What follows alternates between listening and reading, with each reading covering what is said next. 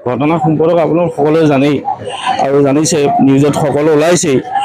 মোৰ ছোৱালী যোৱা কালি মই 8:15 ঘৰৰ পৰা কলেজলৈ বুলি লৈ আহিছোঁ। লৈ আহি কলেজত মই নমাই পেলাই মই নিজৰ কামত ওলাই গৈছোঁ। তেনেকুৱা ঠিক 1-1.5 ঘণ্টা পাছতে মোৰ এটা ফোন আহিছে যে সুস্মিতা এনেকৈ পানীত পৰিছে।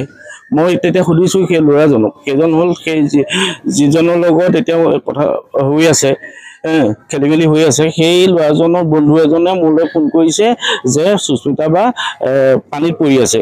মই তেতিয়া সুধিছোঁ মোক পানীত ক'ত পৰিছে, কোন জেগাত আৰু কিহত পৰিছে, পুখুৰীত পৰিল নে কি হ'ল? নহয় বোলে এই ভোগদেৱত পৰি আছে। মই তেতিয়া ভোগদেৱত পৰি থকাৰ কাৰণে পৰিছে বুলি কোৱা দেখি মইতো নিজেই কেনেকুৱা হৈছোঁ মই নিজেই বুজাব পৰা নাই। তথাপিতো মই লৰালৰিকৈ গৈ যি স্থানত মই সেই ফোন নাম্বাৰটো মই পাইছোঁ ল'ৰাটোৰ পৰা, সেই ফোনত মই কণ্টেক্ট কৰিছোঁ আৰু সেই ফোন তেখেতে কৈছে বোলে আপুনি বাইপাছৰ যিখন ভোগদেৱ দলং আছে সেই দলঙৰ কাষত যিটো ব্লক দিয়া ৰাস্তা আছে সেইফালেদি সোমাই আহক, 0.5 কিলোমিটাৰমান আহিব লাগিব, তাতে চব বহুত মানুহ গোট খাই আছে। মই সেইমতে গৈ তাত পাইছোঁগৈ, ছোৱালী ৰাইজে পানীৰ পৰা উঠাই পেলাই ৰাস্তাত শুৱাই থৈ দিছে আৰু তেনেকুৱা অৱস্থাত মই পাইছোঁগৈ।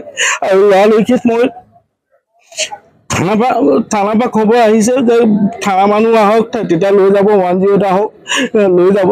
কিন্তু মই তেতিয়ালৈ বাট চাব মই নোৱাৰিলোঁ। নিজৰ ছোৱালী যদিও ভুল কৰিছে বা তাই ভুল হৈছে বা তাক অইন কাৰোবাৰ ফলত ভুল কৰিছে, তথাপিতো মোৰ নিজৰ ছোৱালী হিচাপে মই তাইক মোৰ নিজৰ এখন এপে আছে, সৌখন এপত সেইখনতে পুৰা ৰাখি থৈছোঁ। কিন্তু সেই এপেখনতে উঠাই তাই 2জন মানুহক মই লগত লৈ মেডিকেল কলেজত মই লৈ আহিছোঁ। লৈ আহি ইয়াত ট্ৰিটমেণ্ট আৰম্ভ কৰিছে। লগালগ ICU লাগে বুলি কৈছে, ICUত তেখেতসকলে ট্ৰিটমেণ্ট আৰম্ভ কৰি আছে।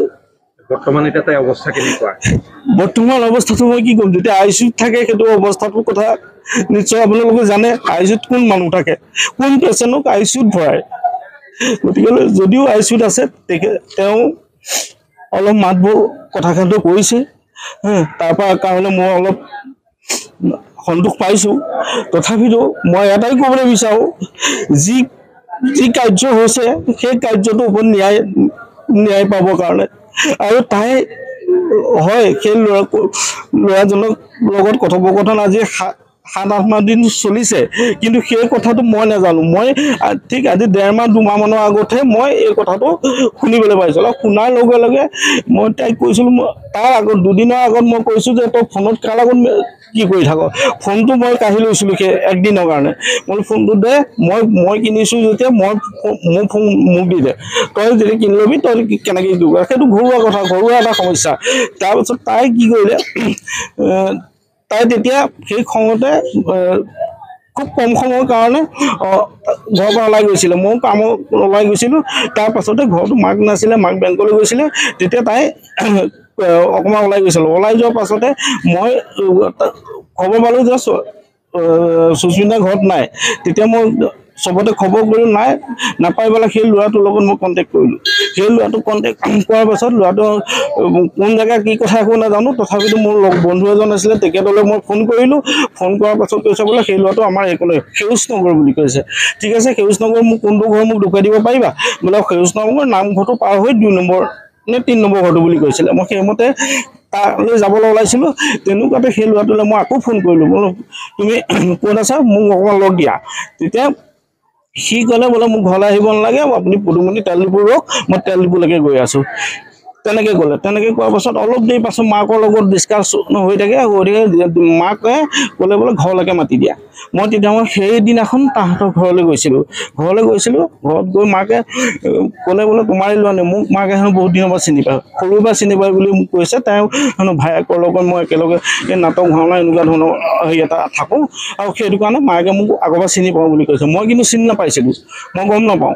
তথাপিতো সেইবোৰ কথা আলোচনা কৰিলে। মই তাৰপাছত সুধিলোঁ, মই বোলো তই আমাৰ ছোৱালী কেনিৰ লগত কিমান দিনৰ সম্পৰ্ক? বোলে 7-8 মাহ হৈ গ'ল।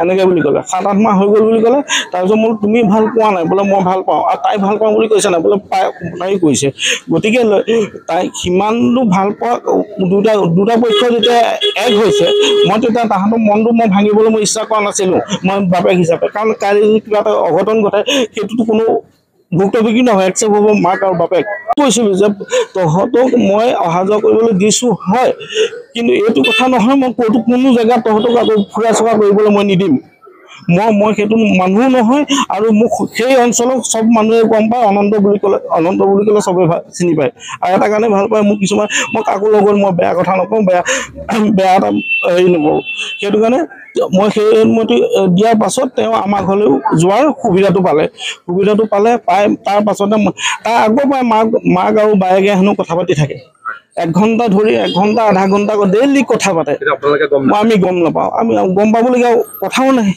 মই নিজৰ কামত থাকোঁ আৰু ছোৱালীয়ে কেনেকৈ কথা পাতে এতিয়া গম পাইছোঁ তাৰ পাছত যেতিয়া অনুমতি মই দিলোঁ দিয়াৰ পাছত মই গম পাইছোঁ তেতিয়া মাকেও ফোন কৰা মই গম পাওঁ বায়েকেও ফোন কৰা গম পাওঁ ফোন এনি টাইম কৰি থাকে গতিকে যিহেতু ল'ৰাটো আৰু বায়েকে সংবাদ মাধ্যমৰ ওপৰত মন্তব্য কৰিছে যে 8 মাহৰ আগতে ৰিলেশ্যন আছিলে কিন্তু বৰ্তমান আমাৰ ৰিলেশ্যনত নাই আৰু তেওঁ কালি যিহেতু ঘটনাটো বাতৰিত দেখি তেওঁ থানাত এজাহাৰ দাখিল কৰিছে থানাত এটা হয় কিয় কাৰণে কালি দিবলগীয়া হ'ল যদি তেওঁ এতিয়া মেছেজ কৈছে মেছেজত দিছে হেনো মই 4 দিন আৰু 5 দিনৰ সময় দিছোঁ 4-5 দিনৰ কথা আগৰ পৰা যদি ষ্টেটাছ লগাই আছে ক'ৰবাত ফেচবুকত দি আছে বুলি কৈছে কিন্তু ছোৱালী মোৰ ফেচবুক নাই ফেচবুক নথকা বোলে ফেচবুক বুলি কৈছে যি কি নহওক কিবা ক্ষেত্ৰত কিবা এটা চেনেলত পাইছে মই সেইটোতো আপুনি কোৱা নাই কিন্তু যদি আজি 4-5 দিন এসপ্তাহৰ আগৰ পৰা সেই কথাটো কৈ আছে তেতিয়াহ'লে 4-5 দিনৰ পাছত থানালৈ নাহি কালি কিয় আহিলে কালি ঘটনাটো হৈ যোৱাৰ পাছত কিয়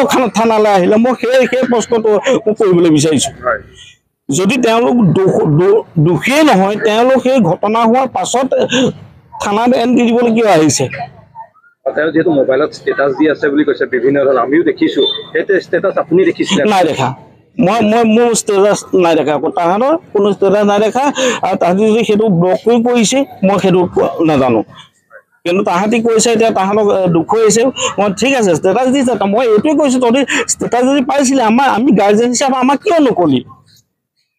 কিয় নকলি যদি ঘণ্টাই ছোৱালীজনীৰ লগত তহঁতি কথা পাতি থাকিব পাৰ তেতিয়াহ'লে তহঁতি ষ্টেটাছৰ কথা মোক এবাৰ ফোন নকৰিলি কিয় এই ঘটনাটো হৈ যোৱাৰ পাছত এণ্ট্ৰি দিবলৈ গৈছ আৰু দোষ সাৰিবলৈ গৈছ আৰু মই এটাই কৈছোঁ ছোৱালীজনী সেই যিটো স্থানত ঘটনা হৈছে সেই ঘটনাস্থলীত আজিলৈকে আমি ইমানটো হ'লোঁ সেই জেগাটো আজিলৈকে আমি দেখা নাই কিন্তু মই জনাত সেই ছোৱালীজনী অকলে যোৱা নাই তাত ছোৱালীজনীক তাহাঁতৰে ভিতৰত কিবা গোপন মানুহ লগাই হ'লেও তালৈ নিয়াৰ ব্যৱস্থা কৰিছে বুলি মোৰ ধাৰণা ল'ৰাটোৱে যিহেতু কালি কৈছে যে মই মা দেউতাৰ কথা ভাবি বৰ্তমান ৰিলেশ্যনৰ পৰা আঁতৰি আহিছোঁ এই ক্ষেত্ৰত কি ক'ব 6-7 মাহৰ আগৰ পৰা মা দেউতাই তোমালোকক তাক অনুমতি দিছে আৰু সেইমতেই কথা পাতিছে আৰু মা বাপেকৰ কথা মতে সি ছোৱালী ভাল পাইছিলে নেকি কোনোবা ল'ৰাই বা হওক ছোৱালীয়ে হওক প্ৰথম মাক বাপেকে সুধি লয় নি যে মই এই ল'ৰাটোক ভাল পাওঁ বুলি আপোনালোকেই কওক যদি কোনোবাই কয় নি ল'ৰা ছোৱালী কোনোবাই কয় নি যে মই আমুক ল'ৰাটোক ভাল পাইছোঁ তামুক ছোৱালীজনী ভাল পাইছোঁ মাক বাপেককতো সুধিকে কথা নকয় আজি সেই 7 মাহ কথা হৈ থকাৰ পাছত আজি মাক বাপেকৰ কথা শুনিছোঁ বুলি ক'লে কেনেকৈ মই বিশ্বাস কৰিম আপুনি কি বিচাৰিছে মই এটাই কৈছোঁ মোক ন্যায় লাগে ন্যায় এইটো কাৰণে লাগে হয়তো তাহাঁতৰ কিবা এটা সেয়া তাইক হত্যা কৰিবলৈ ব্যৱস্থা কৰিছে বুলি মোৰ ধাৰণা হয় কাৰণ সেই ছোৱালীজনী যোৰহাট কলেজৰ পৰা যোৱাৰ পাছত মই ফোন কৰিলোঁ তাই ছোৱালীজনীয়ে কয় মই যদি কওঁ ক'ত পালিহি বোলে মই চাৰিআলি পালোঁ কোন চাৰিআলি সেই পৰ্যন্ত নাজানে যে বৰুৱা চাৰিআলি নামটো নাজানে নিৰ্মল চাৰিআলি কথাও নাজানে বোলে কলৰ বেপাৰীকেইটাৰ ওচৰহে পাইছোঁহি বা লাখুটীয়াৰ ওচৰ পাইছোঁ কেতিয়াবা কয় দীপালী ফাৰ্মাচীৰ ওচৰত আছোঁ সেইকেইটা কিন্তু চাৰিআলিকেইটা কি চাৰিআলিত আছোঁ সেই কথা নাজানে আৰু সেই ছোৱালীজনী তাত যেন তেনেকৈ গৈ এনেকুৱা এটা অৱস্থা হ'ব মই অকলশৰে হ'ব বুলি মই বিশ্বাস নহয়